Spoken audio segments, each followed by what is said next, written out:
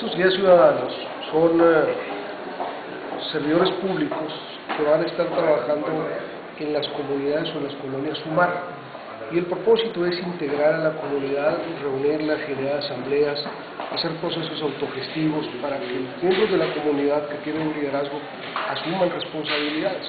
Entonces es una especie de líder que va a ir a generar niveles de organización en la comunidad, particularmente en las colonias Sumar.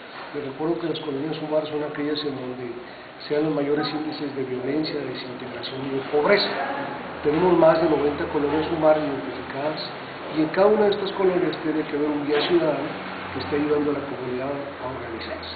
Serán pues los responsables de hacer asambleas, de organizar eventos, de convocar a los funcionarios del municipio para que vayan a hacer acciones, para que se den actividades culturales, actividades deportivas, pero una persona no lo puede hacer solo.